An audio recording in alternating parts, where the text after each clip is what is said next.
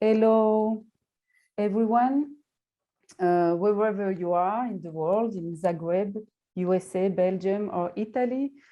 Welcome to the third webinar of Social Compass, International Review of Sociology of Religion, journal published by Sage Publishing. Today, we will talk about religious freedom, what is it, and how do we study it in social sciences. I am Caroline Sapia, Editor-in-Chief of Social Compass, and here is Olivier Servet, Director. Yeah, so I'm Olivier Servet, sociologist and anthropologist, full professor at University of Louvain and current director of Social Compass. First of all, we would like to mention that this webinar is based on the special issue of September 2021, volume 68, number 3, on the theme of religious freedom between governance and social perception. This issue was directed by a team of 3 guest editors: Olga Breskaya, postdoctoral researcher at University of Padova. Her research focuses on the sociology of human rights and the comparative study of religious freedom. Giuseppe Jordan, professor of sociology at University of Padova. His research focuses on spirituality, religious pluralism, and religious freedom. And finally, Sinisa Srinzak, a dynamic member of our editorial board for several years.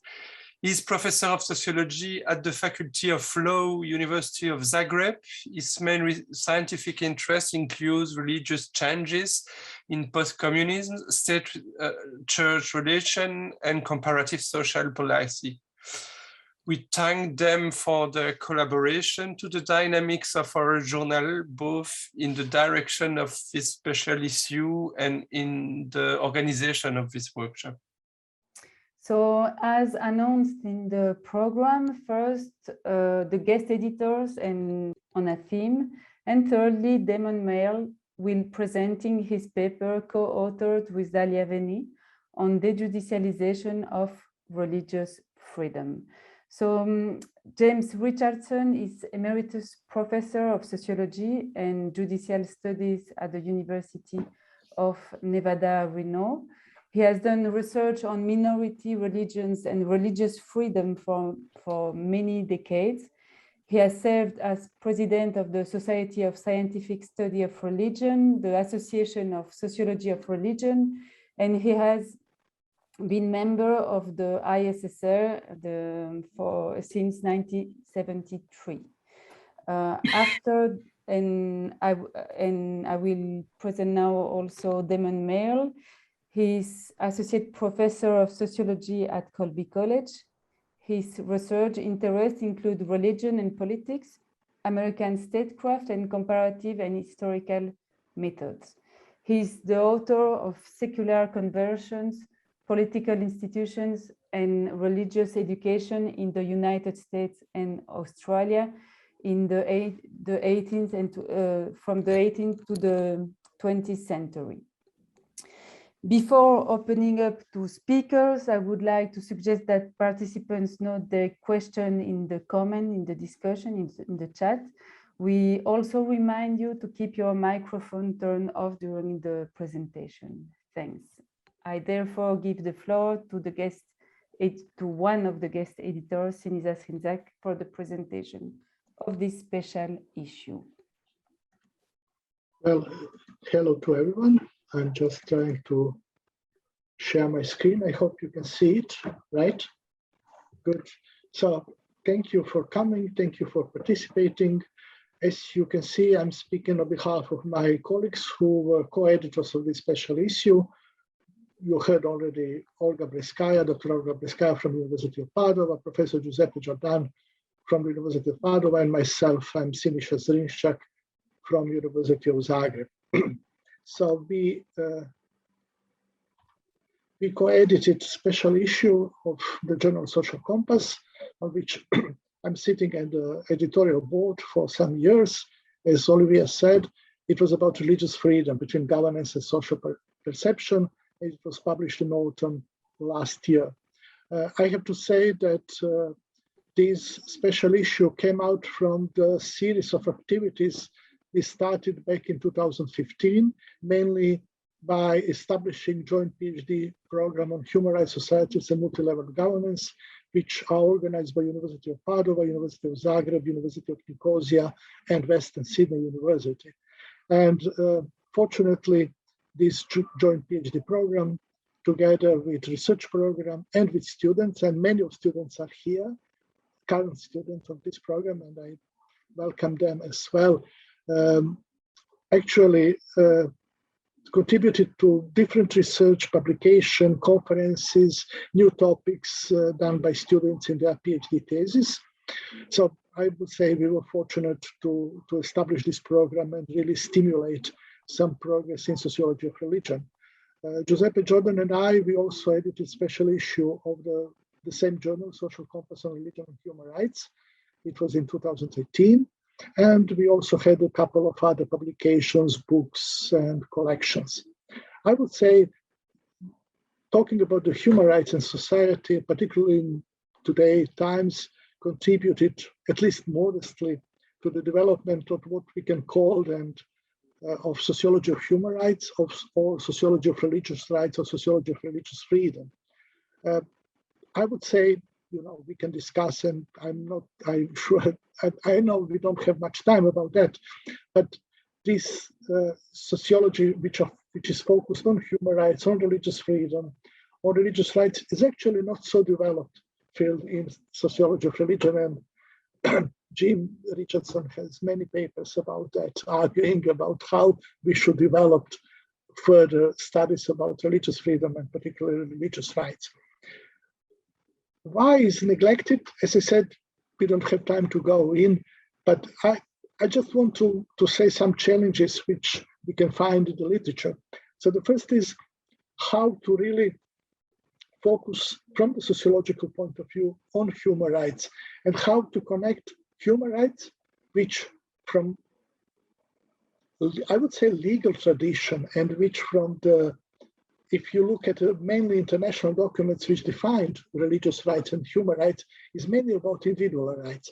So how to connect it, how to frame inside society, inside collective rights, inside the group, how to make it socially relevant, and how to understand from the social point of view.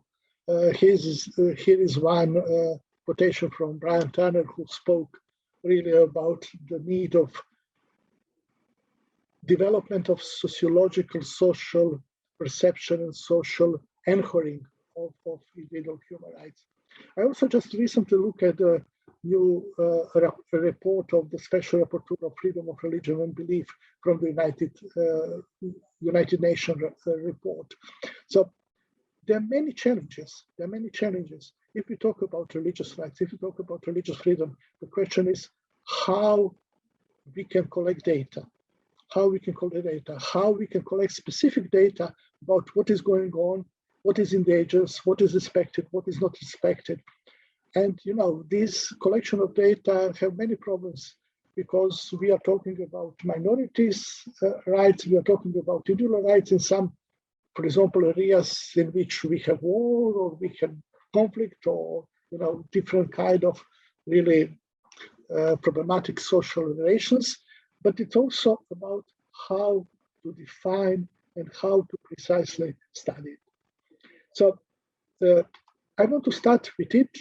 We have 6 papers in this special issue, and I will just very, very briefly introduce 4 of this paper, and then we have 2 others who wrote their papers and who will speak about their respective papers. So I'm starting with Jonathan Fox, our colleague from Israel. The title is very, I would say, appealing. What is religious freedom and who has it? So what is really religious freedom? He done a comprehensive review of different constitutions and different laws around the world. And he looks at how constitution and how respective laws define what is religious freedom. And if you look in the legal text, you can find religious freedom is there. So it's a concept which is endorsed. It's a concept which you can find it. It's a concept which governments and nations define in their legislation. So it's widely endorsed, but at the same time is contexted. So the question is how we define it. It's not easy to find it, and we have many different ways of defining it. You know, is it free exercises of religion? Is this religious tolerance? Is this freedom from religion? Is this neutrality towards different religions? So how we define it, and how we define it is connection with its importance. Do we find religious freedom is important? We can say, you know, it's something belonging to the human, it's something belonging to the human dignity. But what is the social relevance? Is it socially relevant? And why socially relevant? Does religious freedom bring some social benefits? Which social benefits?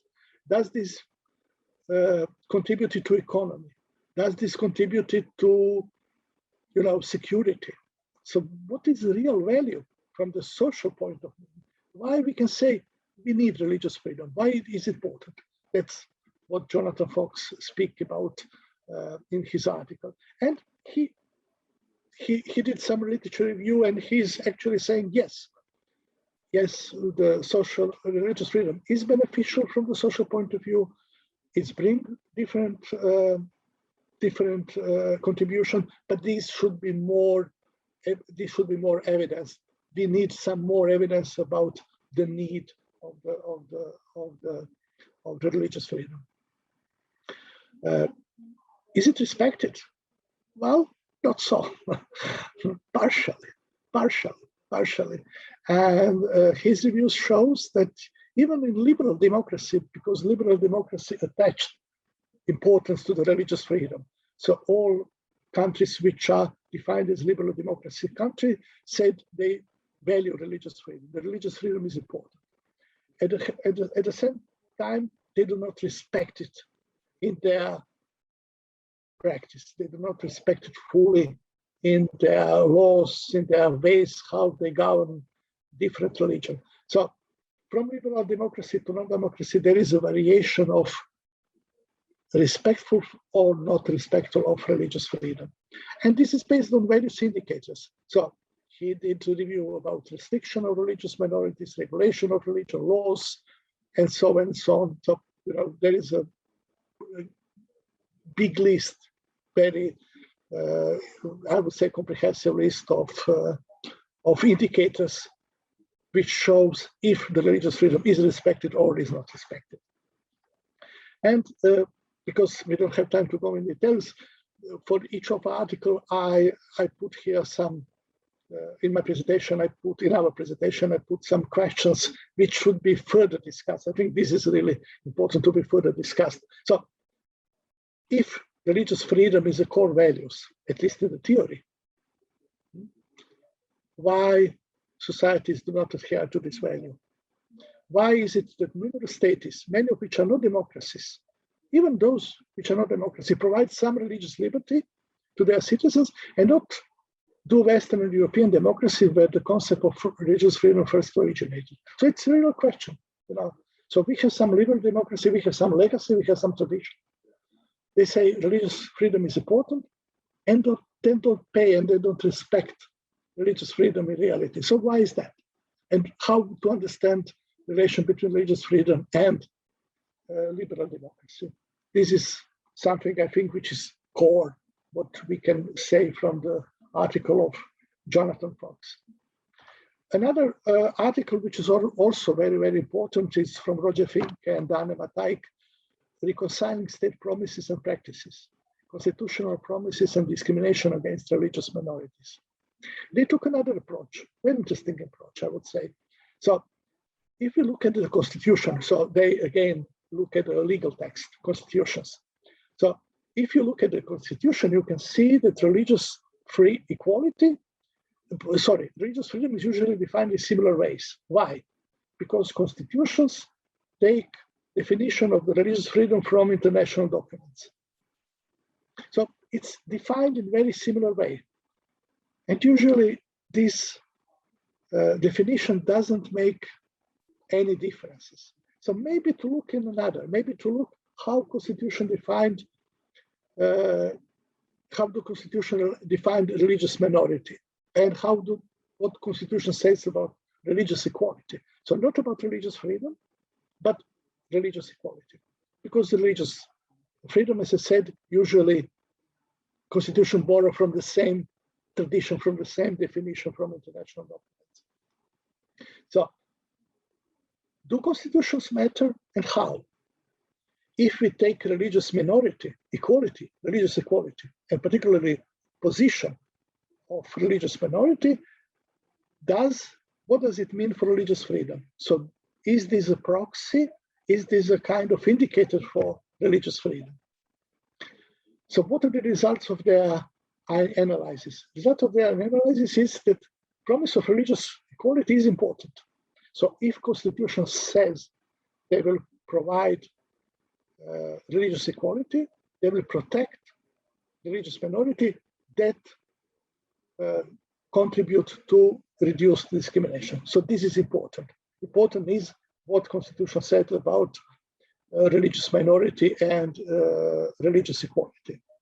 However, this works more at the individual level than on a collective level. So we can see some consequences of non-discrimination at the individual level, but not at the level of religious institution.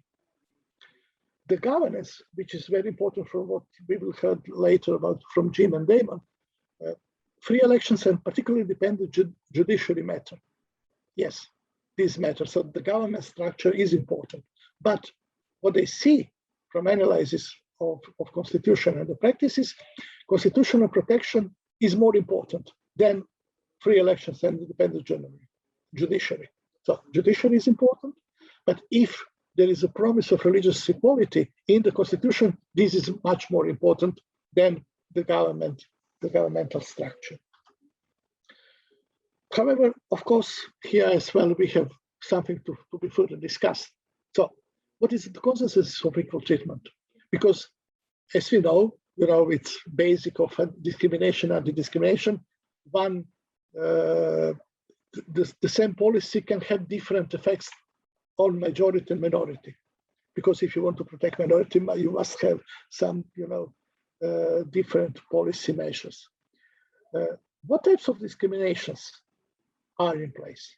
So what types of discrimination? So why some minorities are discriminated more than others? So what is the background of that? Equal treatment, of course, equal treatment is important, but equal treatment also usually don't result in the same equal treatment or equal restriction, because if you have equal approach to different groups, then you may have different consequences of that. Why governments discriminate at all? So why? What is in the background? Can we see some relations with what is written in constitutions?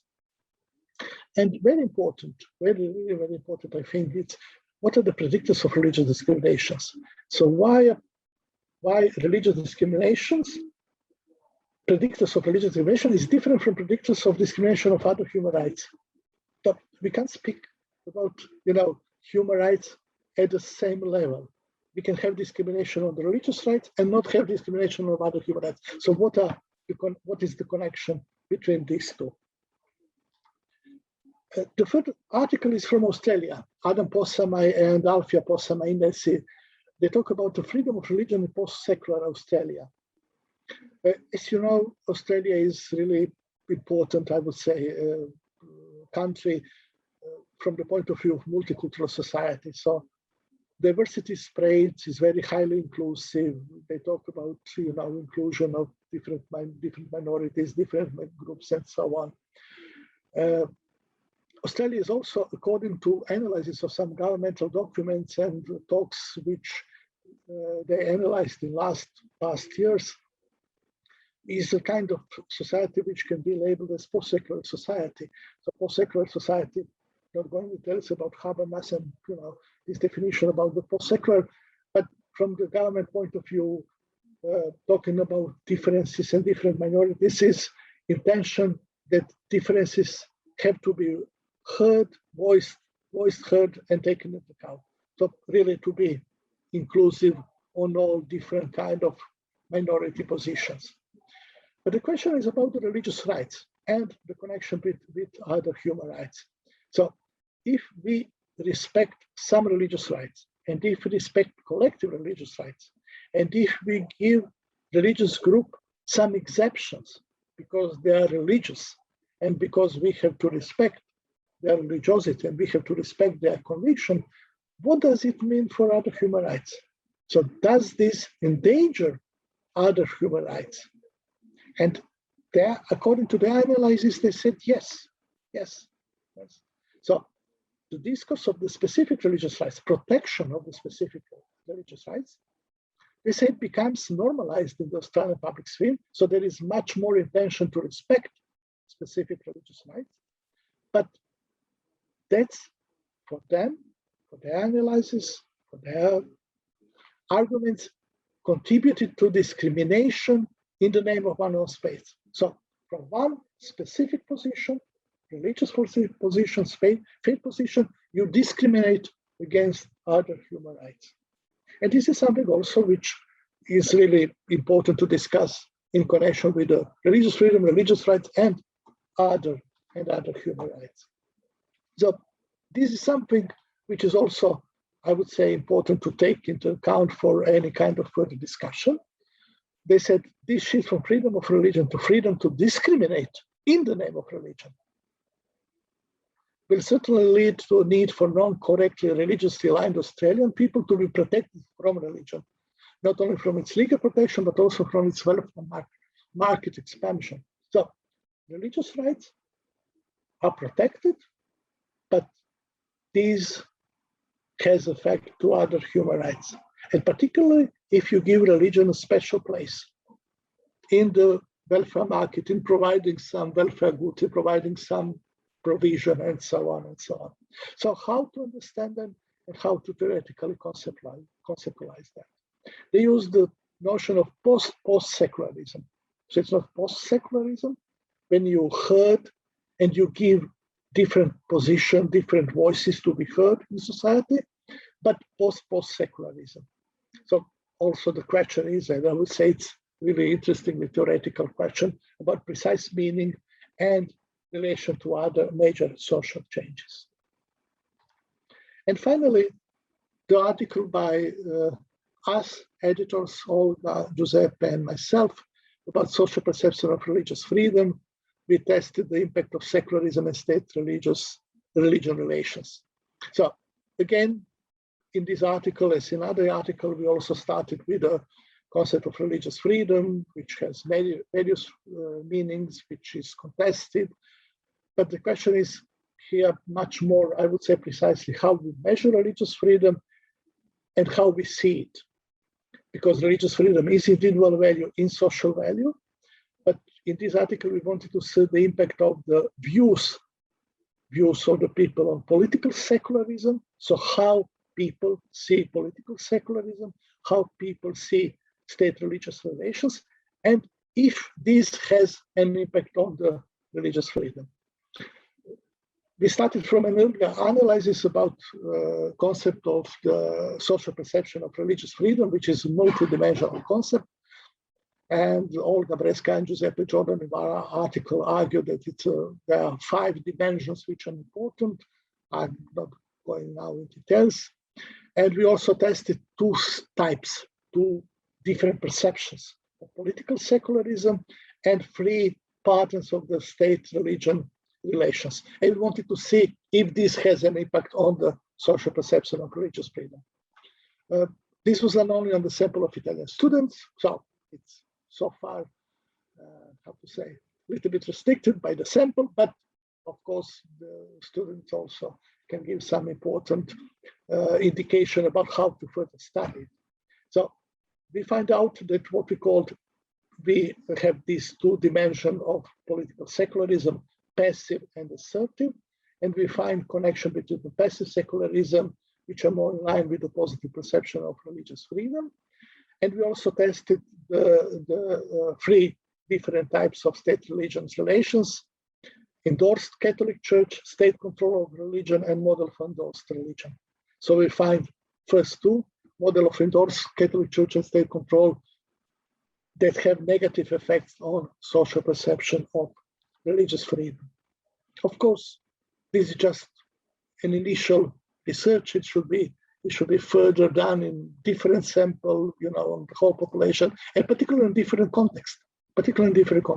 Because what I think is really important is, of course, we study social perception, how we see or how populations see religious freedom, but it's also very much important how we understand, political secularism, how we state-church relations in one country, because perception of state-church relations maybe can be different in one context than in another context. So the perception of that is also something that should be further, I would say, conceptualized and further researched. So how this is unfolded in different social contexts.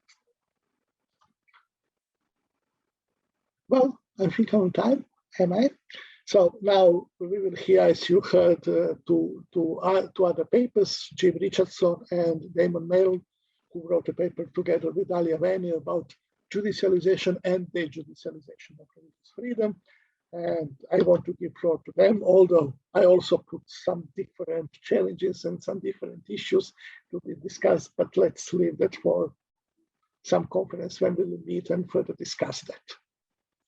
Thank you very much for your attention. Thank you, Sinisa, for this presentation of how you conceive and design this special issue.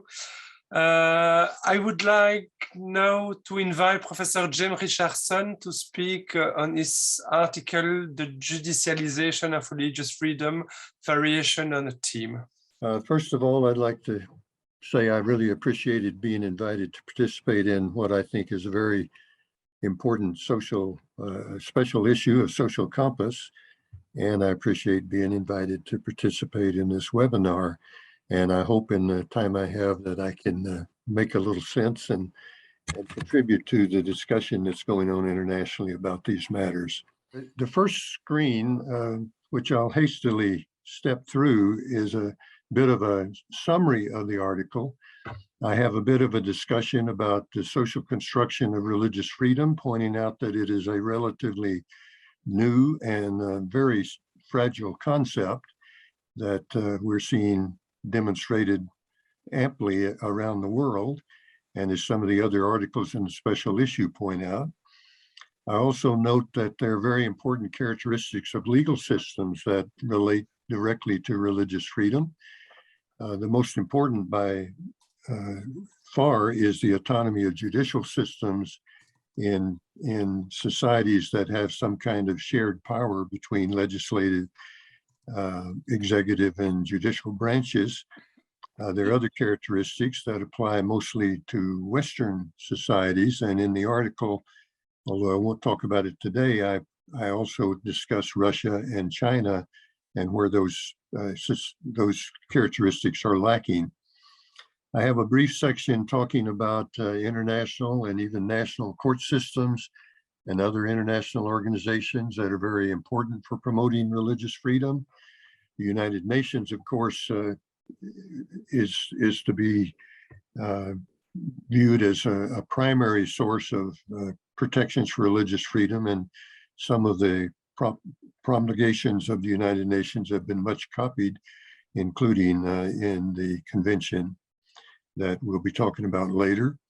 But there are other groups, some of which I mention here, that have played an important role in promoting religious freedom. Minority religions prevail in some court cases. It might surprise you to find that that's the case, but it is. And one point I make that can be a wee bit controversial perhaps, is that courts, including the United States Supreme Court and European Court of Human Rights, which we'll talk about in more detail later, both have used minority religions to expand their authority in ways that are quite interesting. The same thing has happened in Canada to some extent. In the 30s and 40s in America, Jehovah's Witness cases and other religion cases were used to expand the authority of the Supreme Court over local and state governments. And in Canada, some cases involving, again, some witness cases and others expanded the authority of the Canadian Supreme Court over the provinces. And in the European Court of Human Rights, we're now seeing minority religions being used, particularly after the fall of the Soviet Union, to expand the purview of the court into those new nations that joined the Council of Europe. Then I have a section discussing the judicialization of religious freedom, a term that perhaps I helped promote with my presidential address for the scientific study of religion in 2014, published in 2015 in the journal. Obviously, this is derivative of the idea of judicialization of politics out of the political science realm, where political scientists have discussed the fact that in societies with some kind of balance of power arrangement between legislative, executive, and judicial branches, sometimes the executive and legislative branches can't agree on something, or they don't want to decide a controversial issue, and so they defer it to the courts and let them decide. And I made the argument in my presidential address that this was occurring more and more in the United States for certain.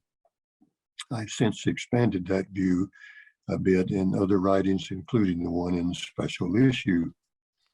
It is certainly the case that managing religion in our very diverse modern societies is controversial, and it's not surprising that the judicialization of religious freedom has occurred with a number of societies deciding to let the courts decide. Variations on a theme. One particular interesting variation that I discuss in this article is what's happened in the United States, where Congress has tried to assert itself as an authority in the area of religious freedom issues. The Supreme Court in the 30s and 40s used minority religions, especially the witnesses, to expand its authority over states and local governments in what's called the incorporation document, where they incorporated the Bill of Rights provisions over time and said that those also apply to local and state governments. This worked pretty well for a time, and the witnesses won over 50 cases in the United States Supreme Court during the ensuing decades.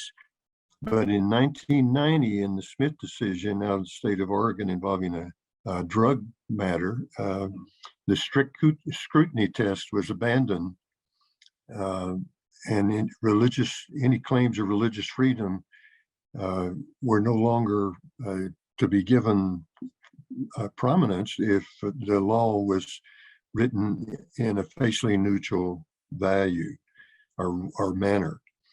That upset a number of people in American society, and Congress passed nearly unanimously something called the Religious Freedom Registration Act in 1993, reestablishing the strict scrutiny test and the accompanying least intrusive means test. So religious freedom gained prominence again with that passage of that law. But the Supreme Court decided they would have the next word on this issue. And in 1996, in the Bernie case out of Texas, involving the Catholic Church attempt to do some things that folks challenged on various grounds, they said that the RFRA was not applicable to states and local governments, but later in 2005, they made it very clear that it still applied to federal governmental agencies in a case involving a minority religion in New Mexico using a Schedule I drug that the Food and Drug Administration didn't like. But in one of the first instances that I know of a religious claim overpowering the war on drugs, they ruled unanimously in favor of this very small religious group in New Mexico. Well, Congress got upset again about the fact that the Bernie case said Religious Freedom Registration Act didn't apply to local and state governments. So after several efforts, they finally passed something called the Religious Land Use and Institutional Persons Act in 2000, that greatly expanded federal power in areas of local zoning and incarceration matters. All of a sudden, the federal government was saying that they had the right to decide on zoning matters and on incarceration matters and how to run state prisons and local jails when they had never done that before. However, the Supreme Court decided that was a good idea, and they ruled in favor of the constitutional provisions about incarceration in the Cutter case in 2005, which involved a number of represented prisoners who were members of several minority religious groups suing. And the Supreme Court ruled unanimously in their favor and said prisoners have religious freedom rights and they have to be honored, even if it causes considerable difficulty for prison administrations. Since then, the Supreme Court has rejected efforts to challenge the land use aspects of that act, and those have been implemented and have resulted in building mosques in various areas where local zoning authorities refuse to allow it, and in other ways that part of the act has helped some minority religions being able to practice their faith in social environments that were not very friendly. So the Supreme Court made a very clear statement in how it dealt with the Religious Land Use and Institutional Persons Act. It also decided on its own to greatly expand religious freedom in something called the Hobby Lobby case in 2012, where it decided religious freedom could be granted to corporations that were closely held by people of particular religious persuasion. That case involved some very conservative religious, a very conservative religious family operating a very large business, Hobby Lobby, which did not want to implement provisions of a federal law, Obamacare, that would grant contraceptive coverage in insurance for their employees. So they won that case, and all of a sudden religious freedom was granted to corporations. They've also allowed religious freedom claims to prevail against claims by some LGBT folks about services. The Masterpiece Bake Shop case out of Colorado is the first example of that. There have been others. But then more recently, the Supreme Court, after some differences, decided to rule in favor of religious groups that challenged COVID-related restrictions that had been imposed by state governments. So it's very clear that in the United States, the Supreme Court still dominates the religious freedom arena, and that it has been expanded. Slightly different variation has occurred in Europe, and I'll be very quick here because I want to leave Damon some time. As most of you would know, the Council of Europe allowed member states to manage religion for decades until the collapse of the Soviet Union, and a number of former Soviet Union nations wanted to join the Council of Europe. I don't think that timing is accidental, by the way.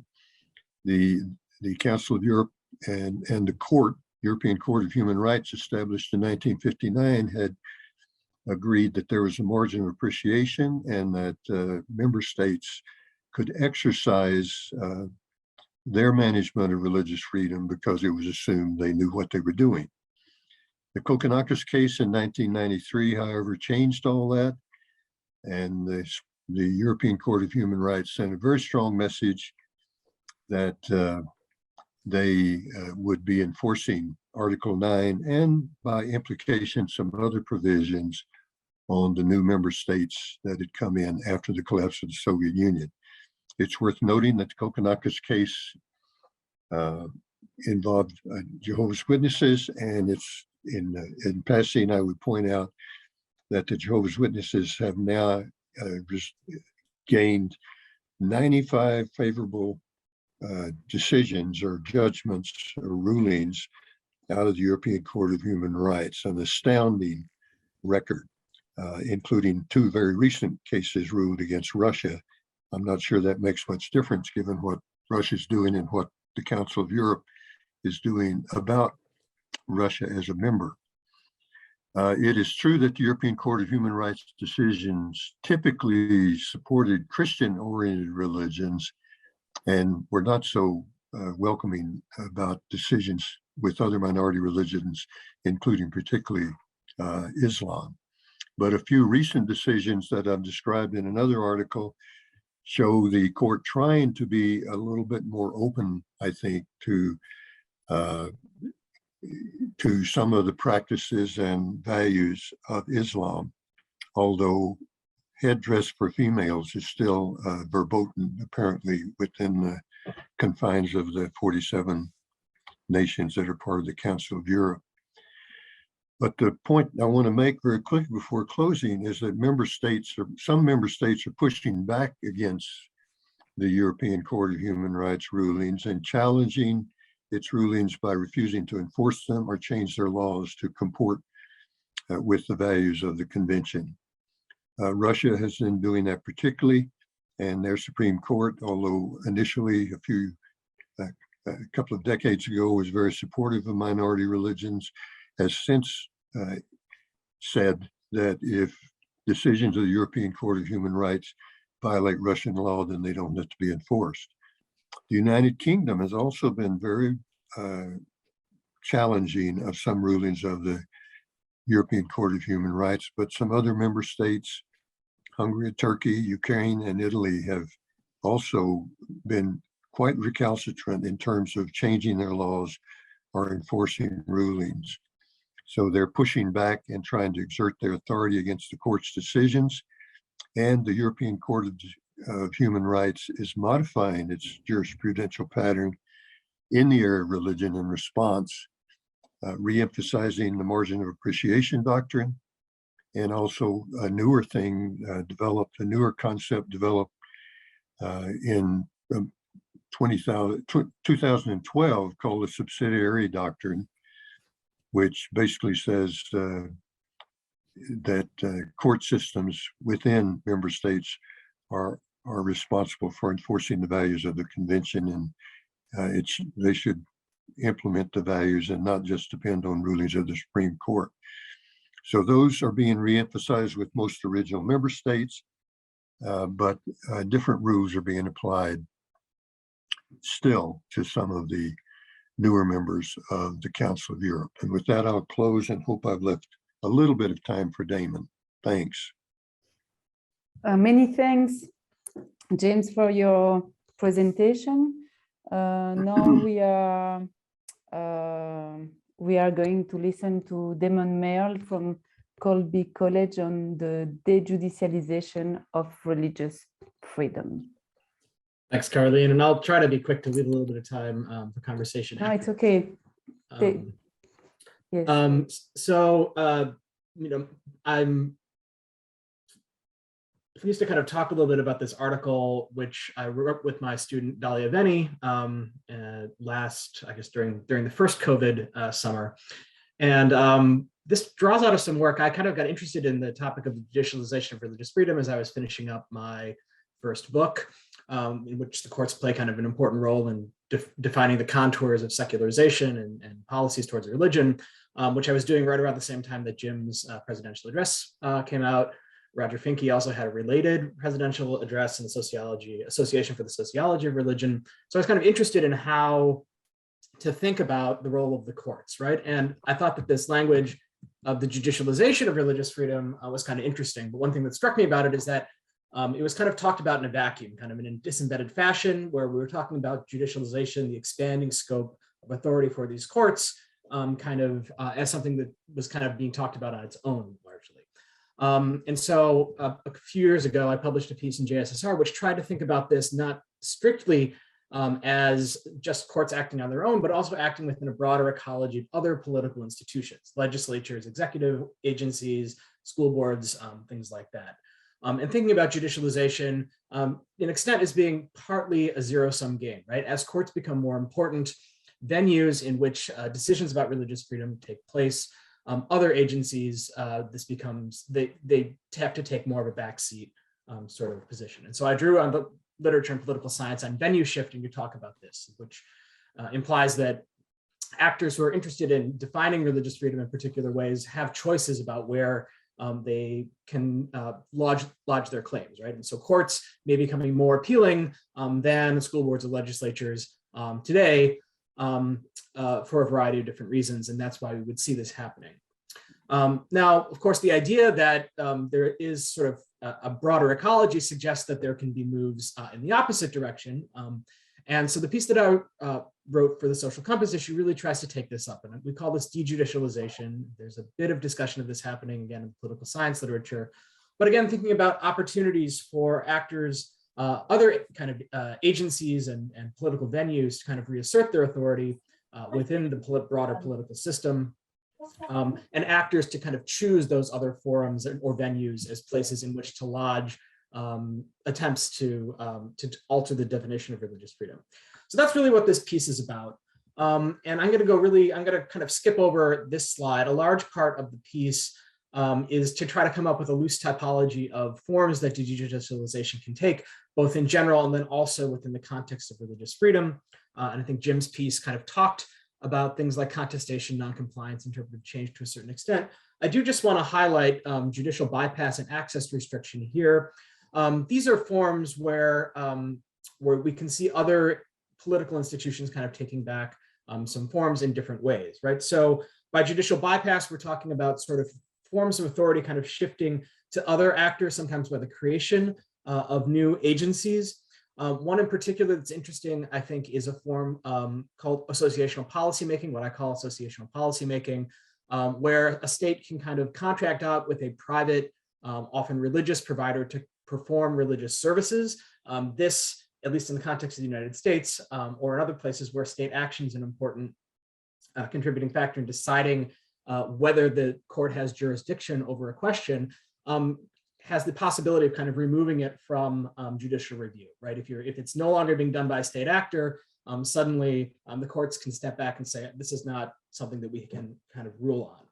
We see something similar with religious arbitration, right? Where decisions are kind of being made in the form of a contract between people who agree to do it according to the arbitrating, according to a religious arbitrator along religious guidelines. Again, this is something, it's not happening in the courts, it's happening in an arbitration kind of system. Both of these are forms of judicial bypass where the courts, the kind of things that would be on their docket are no longer kind of on their docket or able to be reviewed by them. And the other one, kind of access restriction, here just basically picks up the idea that you need to be able to claim standing in order to kind of gain access to the courts to even have them hear your case. And courts have the ability, courts and other actors have the ability to kind of determine when someone can have standing in a particular case. And so access restrictions would be forms that make it harder procedurally for those who want to lodge a religious freedom claim to take their case before the courts. So these are some of these forms of dejudicialization. The paper goes into greater detail on all of them, and I'm happy to talk a little bit more about them later. The other part of the paper really tries to make a couple of key takeaways that I just want to kind of highlight here. The first of them is basically the institutionalist or kind of ecological approach that courts are important venues for religious freedom contests, but again, they're not the only ones. That as courts become more challenging locations for those who want to make religious freedom claims, they have other options that they can go to, that other political actors may have incentives to try to claim authority or to contest the authority of courts to be the last word on religious freedom. And that as we think about religious freedom and how to measure it and how what its fate may be, we need to kind of keep this broader ecology in context, in mind. The second key takeaway, I think, is that judicialization shouldn't be thought of as inevitable. It shouldn't be thought of as irreversible. And in fact, that we might expect to see some forms of dejudicialization under current conditions. And by what I mean by this, and I talk about this in the paper, is that the judicialization of religious freedom kind of has become a point of note during a long era when there's been kind of an expansion of global human rights. There's been strong legitimacy among the courts have extensive legitimacy in many parts of the world, and where courts increasingly have autonomy, right? Democratization is kind of, and constitutions have given courts a lot of autonomy. But we see, I think, democratic backsliding these days. We see the rise of populist movements, which are explicitly anti-global. And as a result, oftentimes explicit delegitimization campaigns sort of against many judicial bodies. All of these things make dejudicialization more likely, judicialization more complicated. So this is something that we need to kind of keep in mind. The dejudicialization is the flip side. It is possible, and it's something that we need to keep in mind. And related to this, I think courts themselves can have incentives to promote dejudicialization, right? So we tend to think of courts as having kind of an inherent interest in making larger claims, but of course they have to manage their own caseloads. There's a risk that they could lose legitimacy if they make the wrong decision in the public's eye. So courts have a lot of ways that they can kind of kick the can out of their own court and back to other sorts of political venues, whether they be legislatures or so forth. And so rather than thinking about courts as always wanting to kind of aggrandize their authority, we can think about how courts themselves may promote dejudicialization. And then finally, again, just we need to be careful not to equate judicialization with the expansion of religious freedom. The Smith case in the United States, the SAS case in the European Court of Human Rights, both suggest that courts can be very active in ways that restrict religious freedom. And I've thought for this, maybe to kind of kick this into the discussion at the end, a few methodological considerations that flow from this. Some of them have to do with measurement difficulties about where religious freedom scope is being decided. Are we keeping the full range of venues in mind as we're kind of designing our analyses? One particularly tricky one, and I think that Jim's case of kind of the United States that he'd laid out is an important one. When is a sequence of contestation over? When can we say who's got the last word? I think if you think in terms of the Religious Freedom Restoration Act and Arlupa that kind of came after it, that was a really extended sequence. And there's a risk that at a particular moment in time, we may be getting a particular view that may be different a couple years later.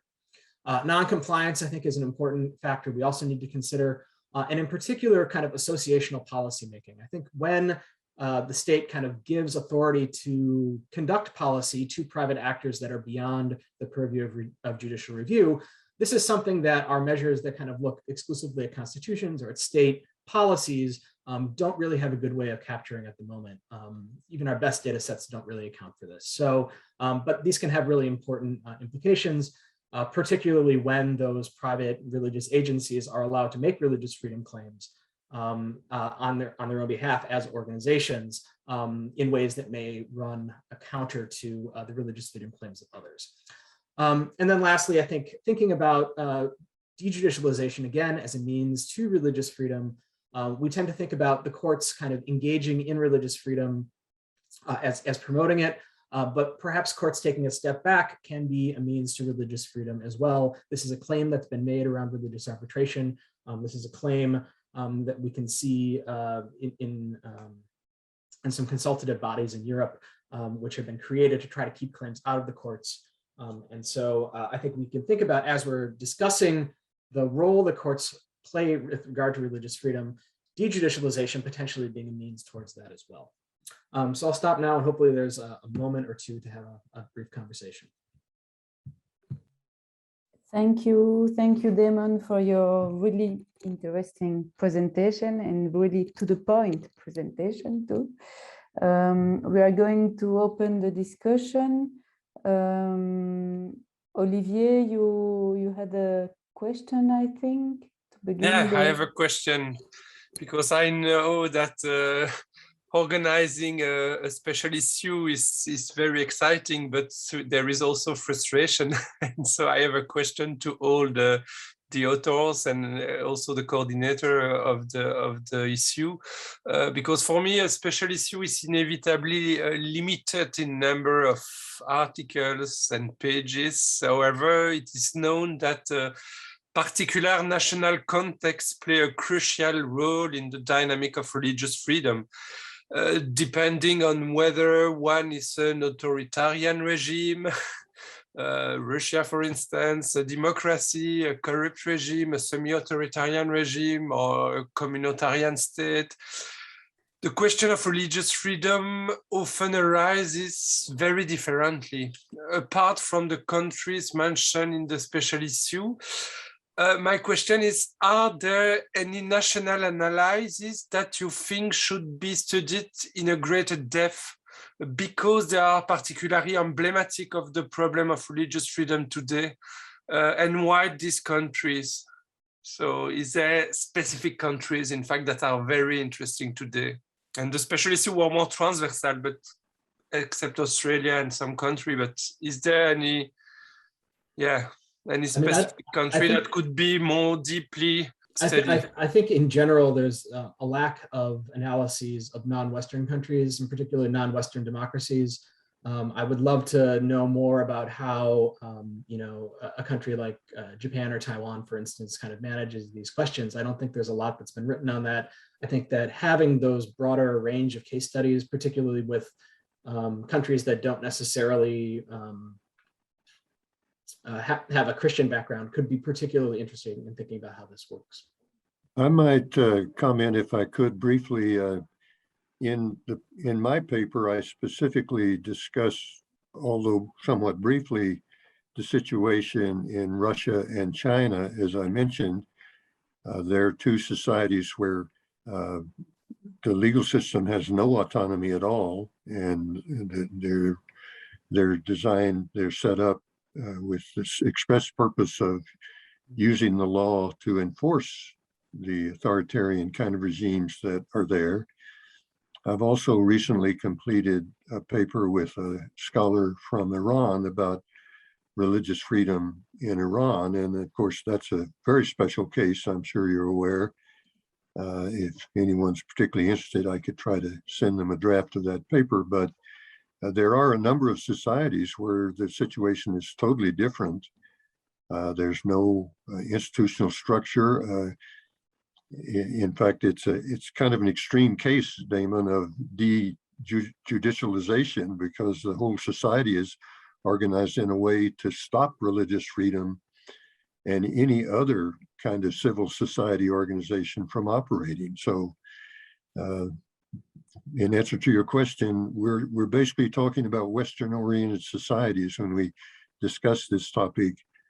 And they are very upset when we try to promulgate such ideas within their realms, the realms of these authoritarian regimes, as has been well demonstrated. Just add one sentence.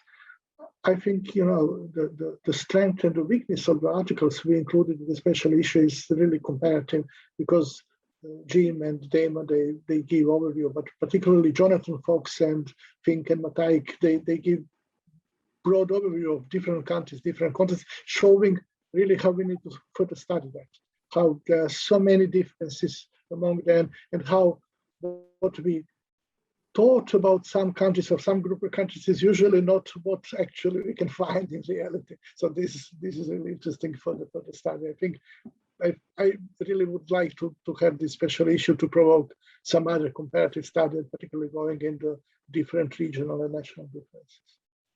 Well, it is worth noting that the articles by Jonathan Fox and Roger Finke are really quite comparative and worldwide in their data sets and studies that they've done. So I think I would certainly recommend those articles to those who are interested in a more comparative approach. Maybe Samuel Stabler, you could also. Oh yeah, I can.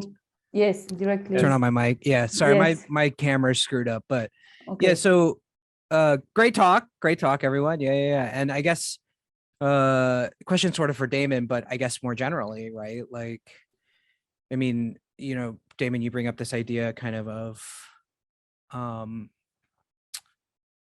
thinking systematically about opening and closing of judicialization battles, and like, where do those struggles end and where do they begin?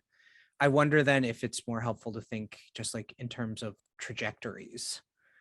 So, and like as an example, right? Like there's kind of like, we could kind of think like, okay, the Reformation emerges this great period of like, kind of systematic judicialization. Is that a pattern that transcends, like, is it a state-making pattern? Is it a religious reform pattern? Like, how do we think about those things? Are there cases that stand out? both kind of for you and for everyone. Thanks, Sam. Yeah, I couldn't agree more. I think this is one of the kind of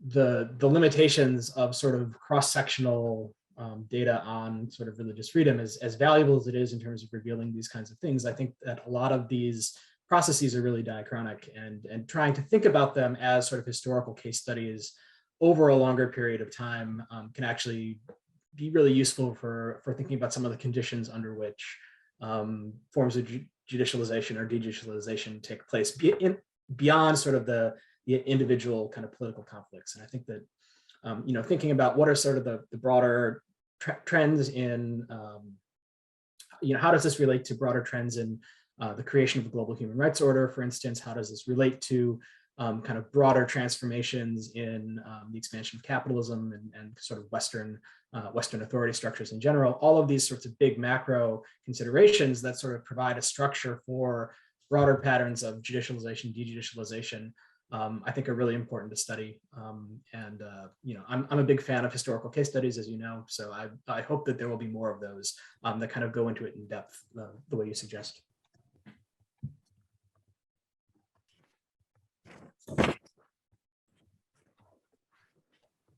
Just add one issue about the general, our guest editors, our vision of this issue, also responding about national context.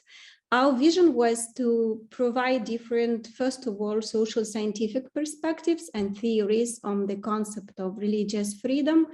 And the topic which is mentioned, between governance and social perception, we aim to approach through the normative perspective and social constructivism perspective, namely meaning that normative concept is both constructed with the positive law, but also within the social norm-making processes. So we have seen that articles which the author contributed to this volume, they provided different levels of this dynamic, normative dynamic, which implies religious freedom. So within institutions like courts, within dynamic between the courts, between the state, and also the level of social norm making, so between different groups and different institutions as well as individuals in society. So we were interested to show it as a very, let's say, dynamical normative, considering law is a very broad concept from the perspective of sociology of law and sociology of religion. So that was our main aim at in this volume.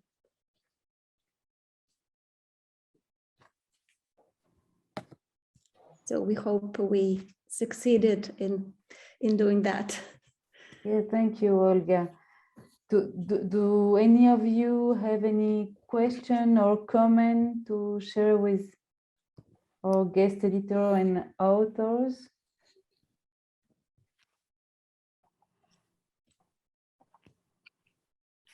Could I make one comment before we close?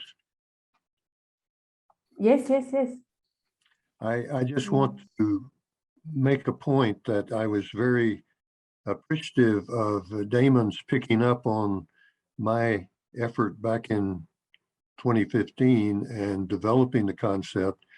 It was obvious as I was talking that my presentation was limited to the United States and had not taken everything into consideration. And I was delighted to actually be asked to review his article for the Journal for the Scientific Study of Religion and recommended. And I'm very pleased that the result and his recent paper, and I hope others will pick up on this area of study and expand it even more. It's an extremely important area of study, and the special issue of Social Compass demonstrates that.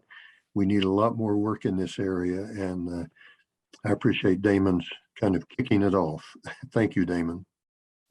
I'll return the favor and say thanks to you for all the work you've done in pioneering kind of the sociological study of religious freedom. It's been an honor to get to know you kind of in dialogue through this project, and I've learned so much for you, and thanks for the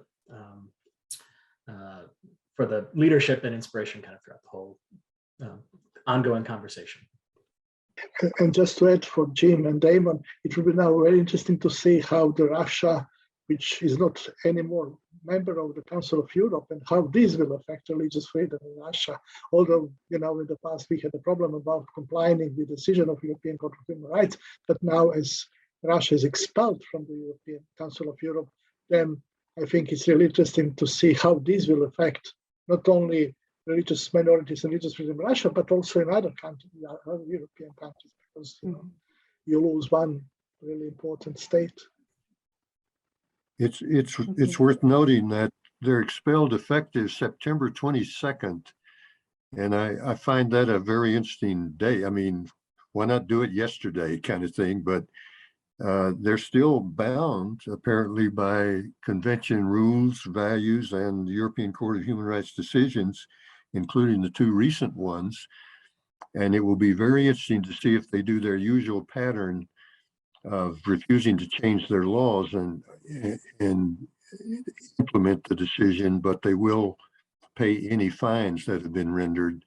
And in one of those cases, there is a substantial amount of money involved. So it's going to be very fascinating in today's world to see how Russia responds, but it is still officially a member until September 22nd.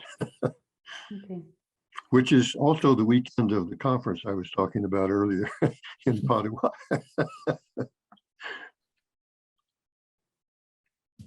Okay, thank you everyone, to all of you for your participation to this discussion and to this webinar. I think that we are going to close the webinar and the recording now. So many thanks to everyone, and I hope that we will continue to collaborate, to cooperate, and so, and do not hesitate also to subscribe on our Twitter account to have the information of our next webinars. I think that we are going to make one before the end of the academic year in June, May or June, on the December issue on vegetal piety, and the guest editor were Frédéric Legrand, Lionel Simon, and Cédric Pille.